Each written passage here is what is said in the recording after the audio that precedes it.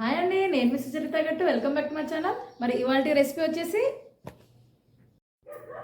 నేను మీకు ఈరోజు 3 రకాల నైవేద్యాలు, గణనాథునికి ఎంతో ఇష్టమైన 3 రకాల నైవేద్యాలు చూపించబోతున్నానండి.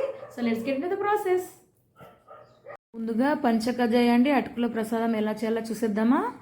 ముందుగా చూడండి, గుప్పెడు బాదం పలుకులు, అలాగే జీడిపప్పు గుప్పెడు, కిస్మిస్ కూడా గుప్పెడు తీసుకోవాలండి. ఆ తర్వాత 1 టేబుల్ స్పూన్ సోంపు కూడా తీసుకోవాలండి. తర్వాత మిగతా ఇంగ్రీడియంట్స్ చూసేద్దాం. చూడండి, పచ్చి కొబ్బరి తురుము 1 కప్పు, అటుకులు 1 కప్పు, 1 కప్పు బెల్లము, కొద్దిగా నెయ్యి. ఇవండి ఇంగ్రీడియంట్స్.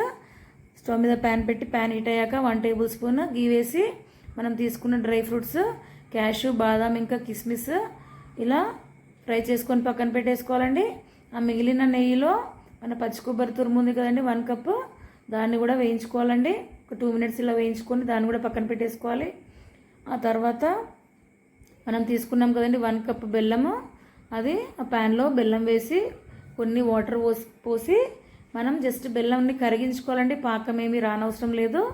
ఇలా బెల్లం కొద్దిగా కరిగాక అందులో మనం ఇలాచీ పౌడర్ ఇంకా 1 టేబుల్ స్పూన్ సోంపు వేసి మిక్స్ చేసి, అటుకులు ఉన్నాయి కదండి అటుకులు వేసి ఇలా మిక్స్ చేయాలండి.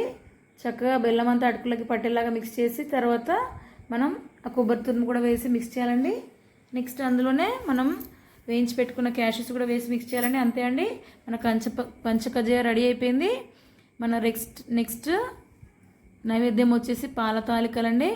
సో ఇలా కొద్దిగా బియ్యపిండి తీసుకొని ఇలా పాలతో తడుపుకోవాలండి. పాలతో తడుపుకోవడం వల్ల మనకు టేస్ట్ చాలా బాగుంటుంది పాల తాలికలు. సో కొద్దిగా తీసుకొని మనం ఇలా పొడుగ్గా కానీ రౌండ్గా కానీ బాల్స్ లాగా కానీ చేసుకొని చూడండి, ఒక ప్లేట్లో కొద్దిగా బియ్యపిండి వేసి మనం అన్నీ ఇలా చేసుకోవాలండి. పాల తాలికలు ప్రిపేర్ చేసి పక్కన పెట్టేసుకోవాలి. స్టవ్ మీద బౌల్ పెట్టేసి 1/2 కప్పు వాటర్ పోసి వాటర్ బాయిల్ అయ్యాక మనం పాల తాలికలు వేయాలండి. మన థిక్నెస్ కోసం చూడండి 1 టేబుల్ స్పూన్ బియ్యపిండి తీసుకొని ఇలా వాటర్ యాడ్ చేసి ఇలా పేస్ట్ లాగా చేసి పక్కన పెట్టేసుకోవాలండి. చూడండి, పాల తాలికలు మనకి బాయిల్ అయ్యాయి కదండి. అందులో కొద్దిగా టేస్ట్కి సరిపడా బెల్లం వేసి ఇలా మిక్స్ చేయాలండి. ఆ తర్వాత చూడండి, మనం కొద్దిగా పాలు పోయాలండి. పాలు దీనికి ఎక్కువగా ఏం పట్టవండి, కొద్దిగా పాలు పోస్తే సరిపోతుంది. థిక్నెస్ కోసం చూడండి, మనం బియ్యపిండి మిక్చర్ని యాడ్ చేసి పక్కన పెట్టేసాం కదా, దాన్ని కూడా యాడ్ చేయాలండి. తర్వాత కొద్దిగా ఇలాచీ పౌడరు, అలాగే కొద్దిగా నెయ్యి వేయాలండి. సో ఇలా వేసాక ఒక 2 నిమిషాలు ఇలా ఉడికించేసి పక్కన పెట్టేసుకోవాలని. అంతే అండి, మన నెక్స్ట్ రెసిపీ పాల తాలికల పాయసం కూడా రెడీ అయిపోయింది. మరి మన థర్డ్ రెసిపీ వచ్చేసి మోదక్ అండి. బియ్యపిండిని డౌలాగా ప్రిపేర్ చేసుకొని చూడండి ఇలా కప్ షేప్ లాగా చేసి మనం మోదక్ చేసుకోవాలండి. చాలా ఈజీ అండి. ఆ పంచకజాయ రెసిపీ ఉంటుంది కదండి, ఆ మిక్స్చర్ దాన్ని అందులో మోదక్లో పెట్టేసి చూడండి ఇలా మనం మోదక్ షేప్లో మౌల్డ్ లేకుండానే ఇలా ఈజీగా చూడండి నైఫ్తో ఇలా ఘాట్లు పెట్టుకొని మోదక్ షేప్లో చేసి ఇలా ప్రెస్ చేయాలండి. అంతే అండి, చాలా ఈజీ రెసిపీ అండి. మోదక్ కూడా రెడీ అయిపోయాయి.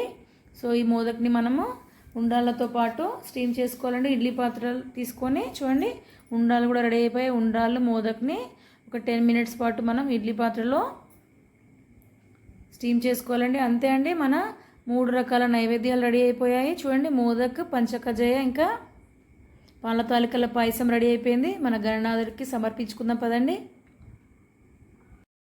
మరి మీకు ఈ రెసిపీ నచ్చినట్లయితే డెఫినెట్గా లైక్ చేయండి. నా ఛానల్ ఎవరైతే ఫస్ట్ టైం చూస్తున్నారో సబ్స్క్రైబ్ చేయడం మర్చిపోకండి. సో మరిన్ని హెల్దీ అండ్ యూనిక్ రెసిపీస్తో మేము ముందుకు వచ్చేస్తారని. అంతవరకు keep watching. Bye. Thank you.